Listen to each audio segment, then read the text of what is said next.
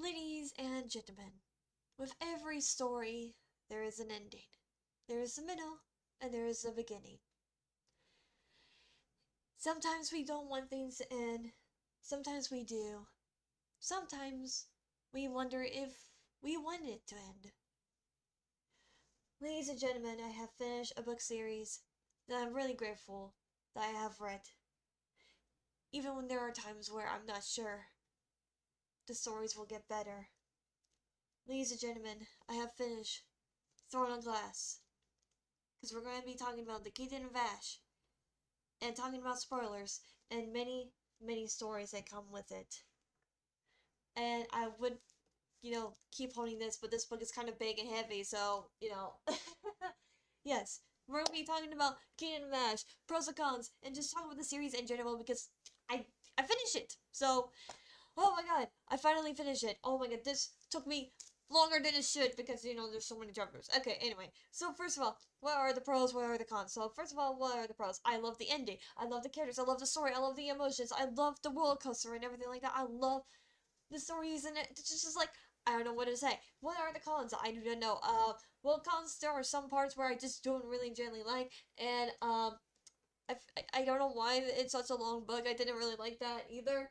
And yeah, that's pretty much it. That's all the pros and cons. And book talk done. No, I'm just kidding. Okay, yes. So what? Like I said, I love the emotional roller coaster you go through in this story, and I also really enjoy the story and the characters as well. I really actually enjoy the ending too, as well, and everything. Uh, but yes, the cons were, like, it was a really long book. I thought I would never finish it.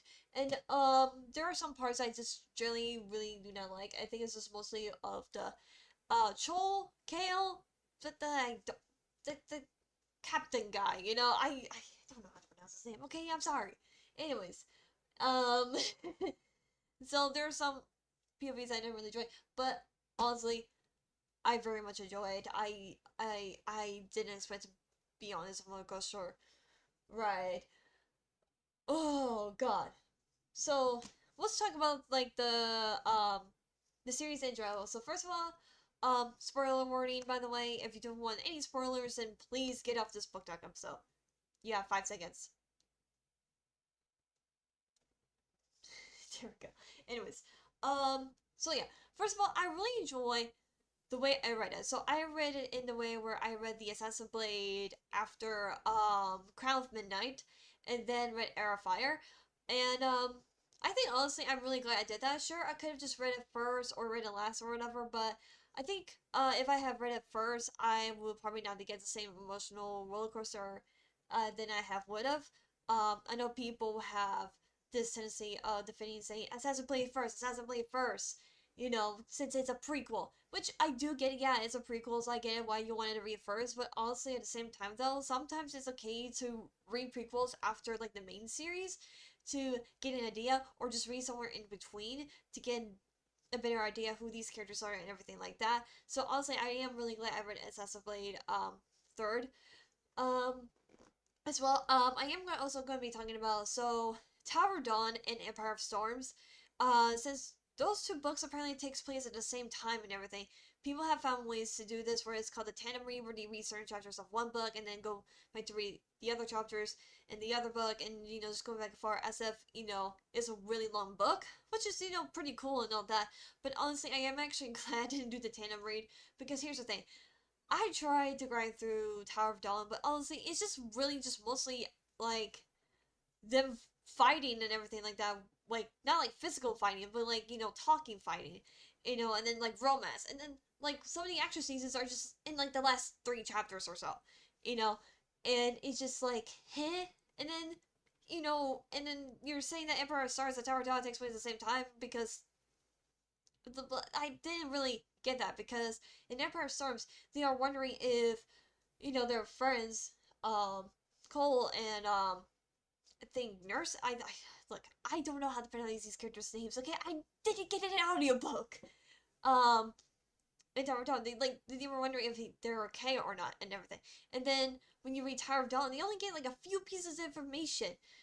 of what's happening in Empire of Storm. So I don't really see the connections or anything like that. So honestly, I am really glad I didn't do the tandem read.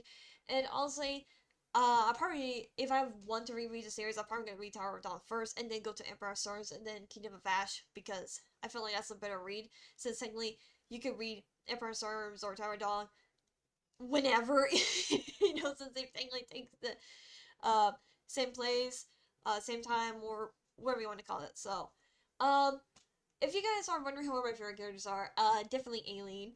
Uh, who do I ship the most? Aileen and Rowan, of course. I'm sorry, as well.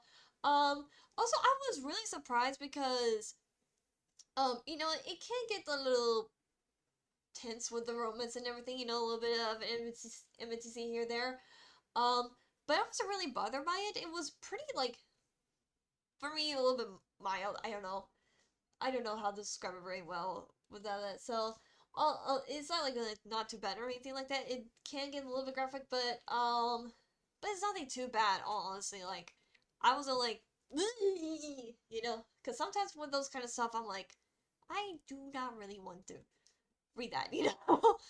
But yeah, it's because there's not really much of a romance puzzle. Yes, there is romance and stuff like that, but it's mostly about war and crime and stuff. That's why I haven't um decided not to read Court of Thorns and Roses.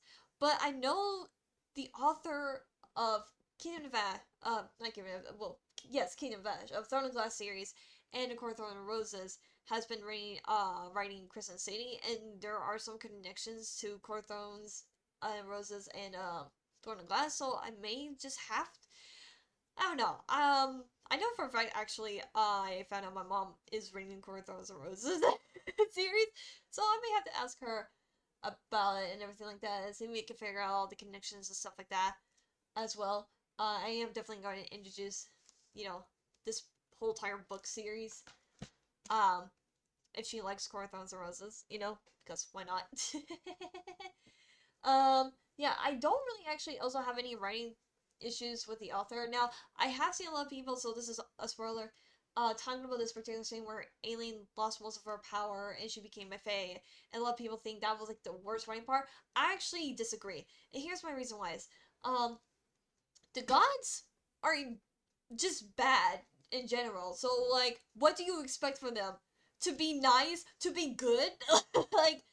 Her giving up her powers and stuff like that, and destroying the gods and stuff like that, I don't know, man. I feel like that's makes sense to me. I think it's just because I have read stories like that before and everything, and some of them can fall apart, but some of them, I think in Kingdom Ash, done really well because it's well, here's the thing: the gods are just bad in general. You know, they just they just do not care. They really don't. So what did Alien do? Get to like come on, Alien is being what she wants to be and everything. So that's all. I did have to look up just a little bit because I was confused what's happening here. But I tried to make sure I didn't get any spoilers when reading this book. It was only that one chapter. I was like, okay, I need to look this up. What did exactly happen? Well, and I even read it a few times, being like, okay, what just happened? Oh, that happened. But yeah, Kingdom of Ash, I definitely have to say 10 out of 10, honestly. And Thorn and Glass, 10 out of 10 as well, the whole entire series. So, yeah, I'm just gonna leave it at that, and I'll see you guys next time. KW out. Goodbye.